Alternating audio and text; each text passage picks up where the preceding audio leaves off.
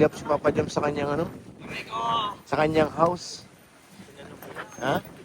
Didisgrasya pa. Naku, nakasira na. Palitan na yan.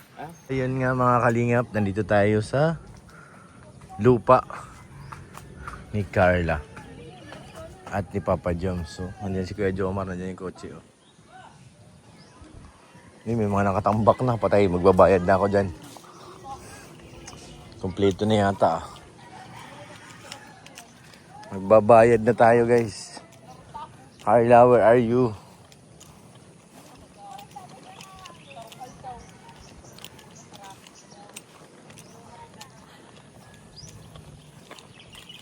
Sana may pera. May pera pa naman ako dito. Di ko alam kung magkano. Hindi naman pinasok. Tumaob na yung iba guys. May baka.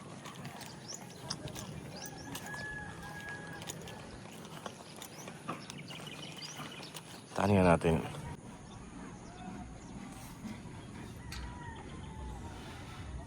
Malinis na. Wala na mga damo. Tutubuan na lang ulit. Ay mga bilis lang tumubo ng damo dito, mataba ang lupa. Bilis lang ang damo mabuhay. Build up si Papa Jam sa kanyang ano? Sa kanyang house. Ha? Didisgrasya pa. Naku, nakasira na. Palitan na yan. Palitan na bago. Kamusta ang bahay mo, Kuya Jomar? Malapit na. Tagal pa. Magastos. Nakakainip din ano. Tapos puro palabas ang pera. Oo.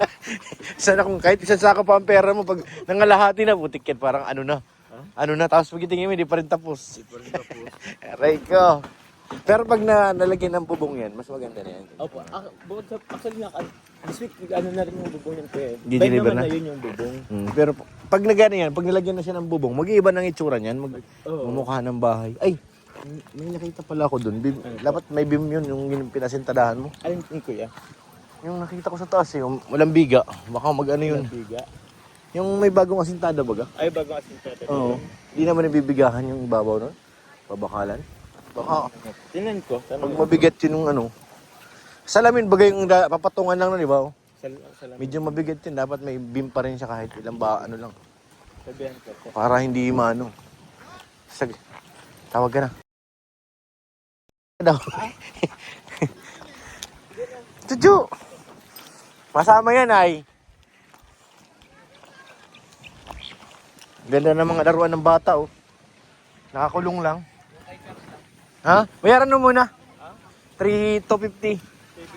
3,250. Di ba kami nagkikita ni Carla eh? Si Forman daw ano daw. Binayaran ni Foreman? Oo. Sige na, pagbalik ko na lang. Opo kuya. Hindi ko pa na ano, di pa kami nagkikita baga? Oo. Sige na, sabihin ko na lang kay Carla. Opo. Mga bata oh. Ayan oh. Nasaan na? Kanina kita ko may tumambling. Tingnan natin kung ano pinagagawa nila. I know. Ay, hindi tumuloy. Ay, isa. Ay, hindi tumuloy.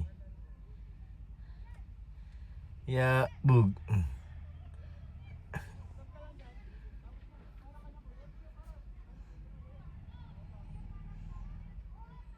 Tingnan natin. May lumagapak eh. Kaya pala hinuhukay nila yung lupa. Para babagsakan na yun oh. Bug. Galing naman.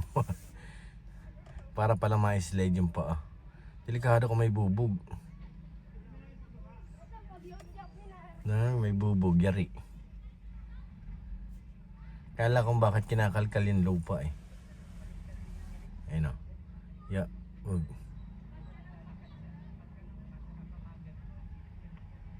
Dapat may asarol sila.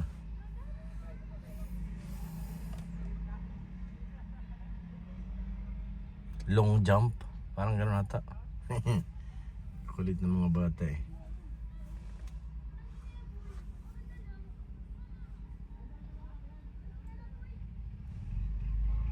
Tigil na naman sila.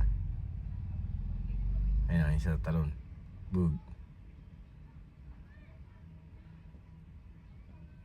Simpleng ano ng mga bata.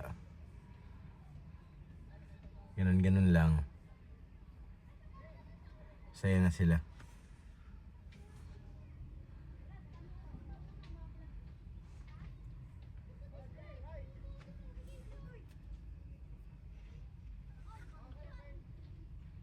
Wala kami ni Kuya Jomar, lumayas na.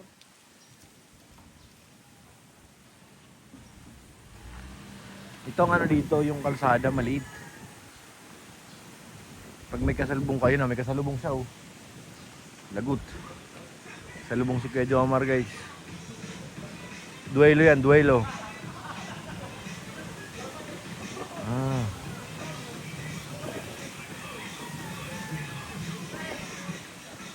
Yan natin, maliit kasi ang kalsada eh. Kung paano sila magano. Sinong tatabi? Galing ni Papa Jam, so gilid na gilid oh. Gilid. Galing oh.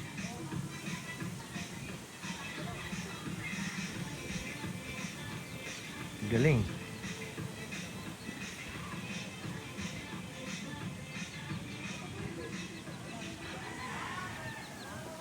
Galing. Ayan, iniwan na tayo ni Kuya Jomar guys. Pero ang ganda na ng bahay niya. Sana soon kay Carla tumayo na rin. Para magkatabi na sila dyan. Ganda. Pag nabubungan niya kay Kuya Jomar, napakaganda niyan.